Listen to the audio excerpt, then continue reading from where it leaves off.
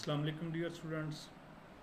मैं हूं Mohammad Zahid Mahmood, lecture physical education and sports sciences the Islamia university of Bahawalpur, और आप देख रहे हैं मेरा YouTube channel physical education with Zahid. Today we discuss about sports medicine.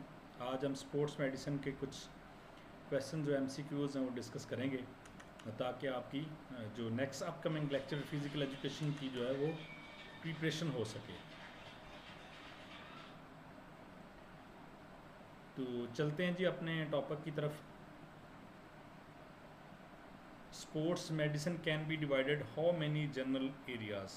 हम इनको कौन से एरियाज़ में डिवाइड कर सकते हैं और कितने हैं?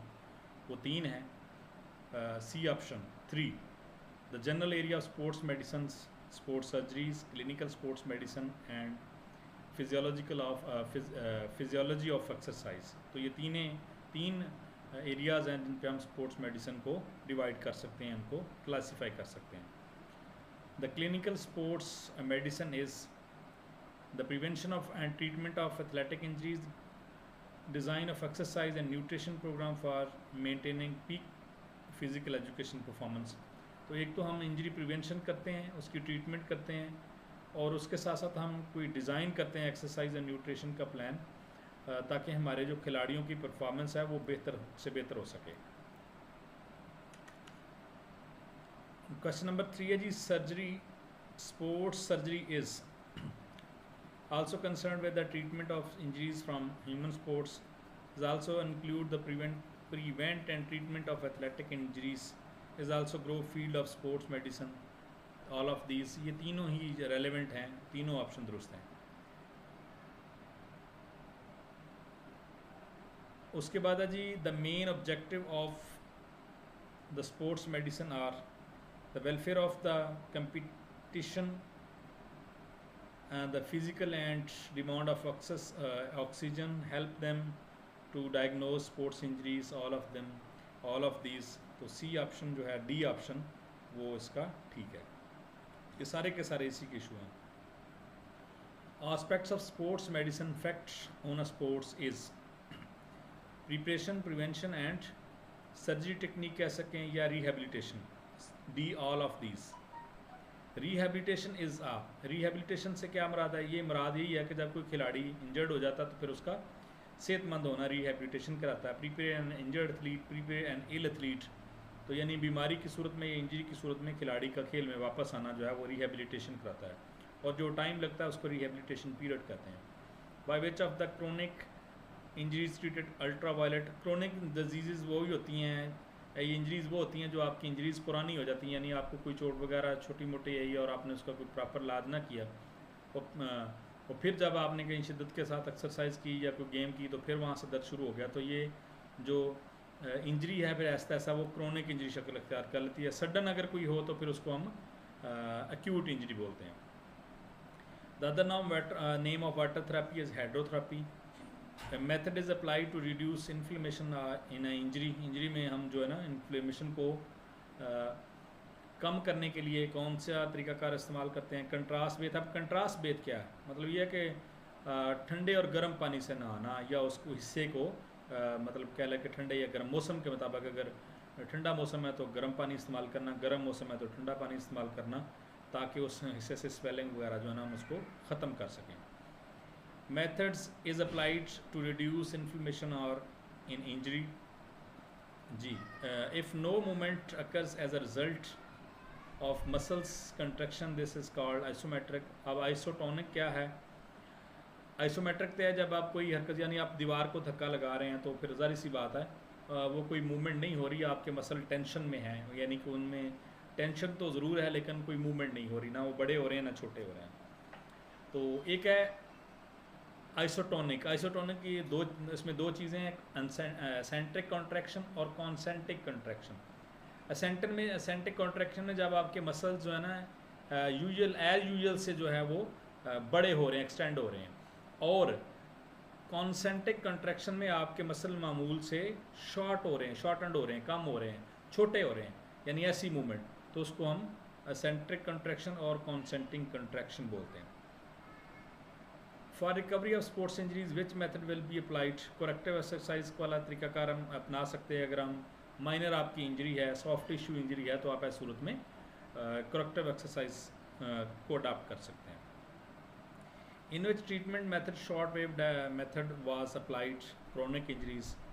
Hydrotherapy means therapy with water. Methods applied to decrease swelling is contrast based, हम पढ़ चुके हैं पहले.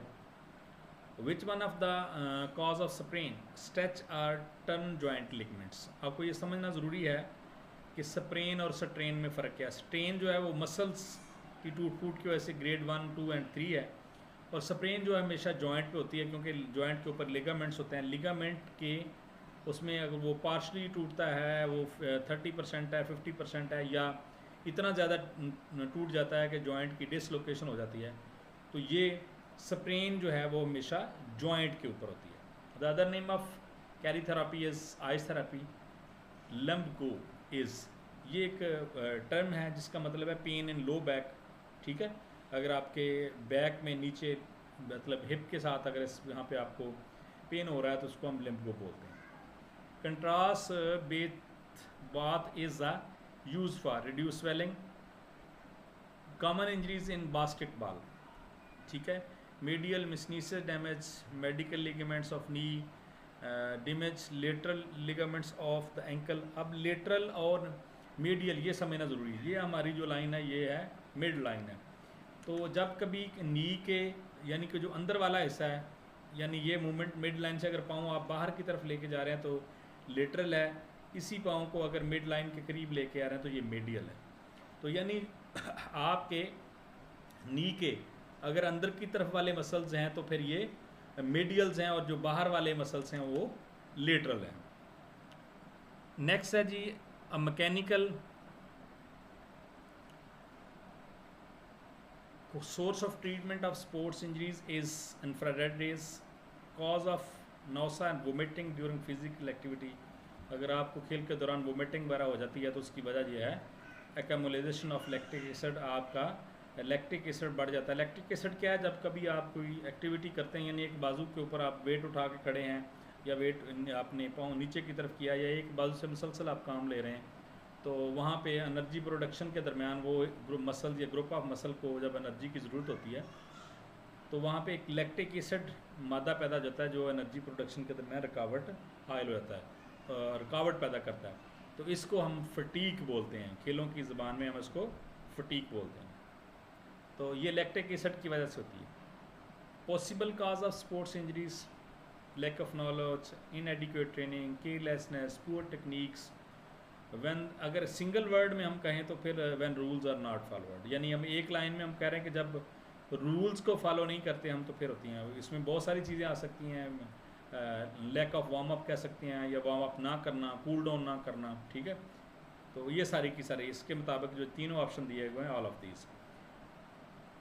Possible cause of muscle police, minor deficiency और भी हो सकती हैं, लेकिन पानी की कमी और जो नमकियात की कमी की वजह से ज़्यादा मसल पुल होते हैं. What is the first aid for long runner if they can't manage their breath. अगर वो सांस लॉन्ग रनर जो है अपनी सांस को बरकरार नहीं रख पा रहे तो हम क्या करेंगे, we give them artificial respiration. Artificial के 3 तरीके हैं, हॉलगर का है, नेल्सन का है, शेफर का है. तो उसमें मतलब एक तो है आप उसको सीधा लिटा कर सकते हैं, एक आप उसको उल्टा लिटा के प्रेस कर सकते हैं, दूसरा आप उस मुंह के साथ लगा के उसको मतलब कि उसका सांस बहाल कर सकते हैं. अब ये सवाल ये पैदा होता है कि जब हम फूंक मारेंगे तो इसमें तो कार्बन डाइऑक्साइड होती है. तो यहाँ ये समझने की ज़रूरत है कि जो हम सांस लेने के लिए सांस लेते हैं तो इसमें 78% नाइट्रोजन, 21% ऑक्सीजन और दूसरी गैसेस कोई 1% बन जाती हैं, वो होती हैं. तो हमारा ये अल्लाह का निज़ाम कुदरत देखें कि हमारा जो फेफड़े हैं वो सिर्फ़ और सिर्फ इसमें से ऑक्सीजन लेते हैं, वो भी कितनी 5%. यानी अगर 21 में से 5 आप निकाल लें तो 16% ऑक्सीजन उसमें भी होती है जब आप सांस बाहर निकाल रहे होते हैं. तो उसमें से उसको तो 5% ही उसके क्या लें फेफड़ों ने जज़ब करनी है, तो दैट इज़ एनफ, उसके लिए काफ़ी है कि उसको सांस बहाल किया जाए. Reason of cramps in muscles, injury हो सकती है, साल्ट डेफिशिएंसी हो सकती है, ہائپر وینٹیلیشن ہو سکتی ہے, ڈی ہائیڈریشن بھی ہو سکتی ہے. Injury of tennis elbow is related to the which game. اب ٹینس ایلبو کیا ہے, ٹھیک ہے, تو ایلبو کے اوپر گولفر ایلبو ہے, ایک ٹینس ایلبو ہے, ٹھیک ہے. اب جو ٹینس ایلبو ہے وہ آپ کا, آپ کہہ سکتے ہیں کہ آپ کے لیٹرل مسل جو ہیں ایلبو کے, یہ والے باہر والے, تو یہ ٹینس ایلبو ہے. گولفر ایلبو یہ آپ کا, آپ کے میڈیل مسل جو ہیں ایلبو جوائنٹ کے اوپر, ان کے ڈیمیج ہونے کی وجہ سے ہوتا ہے. تو یہ ٹینس میں بھی ہوتا ہے, بیڈمنٹن میں ہوتا ہے. یہ بڑی مشہور ٹرم ہے, اکثر انٹرویو میں یہ پوچھ لی جاتی ہے, what is the difference between golfer elbow and tense elbow. Treatment of tennis elbow suggested after tennis elbow is stop playing game. تو یہ ہم سافٹ ٹیشوز انجریز کی ٹریٹمنٹ میں ہم پڑھتے ہیں کہ وہ prices, protection, rest, icing, compression, elevation and sports. تو پہلے سب سے پہلے ہم اس کے مطابق جو یہاں چیزیں دی گئی اس میں ہم پہلے کھیل کو بند کریں گے. First aid contraction Spain is joint using ice packs. Ice directly نہیں لگانی, آئس پیک استعمال ہوتے ہیں. اگر آپ وہ آپ کے پاس میسر نہیں تو آئس کو کسی کپڑے میں مطلب اس میں لپیٹ کر پھر اس کو استعمال کرنا ہے, اور زیادہ دیر تک کے نہیں کرنا. Carry therapy is cooled therapy. Action in which movement occurs opposite to the weight is called resistive manipulation. The location of humerus bone in human body, upper limb, یہ والی بون جو آپ کی ایلبو سے لے کر اسکیپولا جوائنٹ تک, shoulder تک جو آنا ہے, جوائنٹ تک جو بون ہے اس کو ہیمرس بون بولتے ہیں. For which treatment ethichloride is used in athletics. Karyotherapy. Radial and النا bones are found اپر لمب. اب جب ناف سے اوپر والے حصے کو ہم اپر لمب بولتے ہیں تو یہ اپر لمب میں کہاں ہے, ریڈیس النا. یہ والی جو ہڈی ہے آپ کی ہاتھ کے والی, جو انگوٹھے کی طرف والی ہے, یہ ریڈیس ہے, اور جو نیچلے والی ہڈی ہے جو چھوٹی انگلی کی طرف جا رہی ہے, یہ النا ہے. تو یہ فور آرم کی ہڈیاں. تھراکس کنزسٹ آف, اس میں کتنے ہوتے ہیں جی, 12 پیئرز ہوتے ہیں, پسلیاں. A suitable exercise for children of primary classes, natural exercise, چلنا, واک کرنا, رننگ کرنا. Which are vertebrates in number region. Number region کے اندر کتنے ورٹیبریٹس ہوتے ہیں, 5 ہوتے ہیں. What are the vertebrates in کرویکل region. کرویکل region میں 7 ہوتے ہیں. تو یہ تقریباً 40 کے لگ بھگ کویشچن تھے جن کو ہم نے ڈسکس کیا. انشاءاللہ اسپورٹس میڈیسن کے نیکسٹ لیکچر بھی تقریباً 40 کویشچن پہ مشتمل ہوں گے. تو یہ انشاءاللہ نیکسٹ ویڈیو کے ساتھ آپ کی خدمت میں حاضر ہوں گا. تب تک کے لیے اللہ حافظ, السلام علیکم.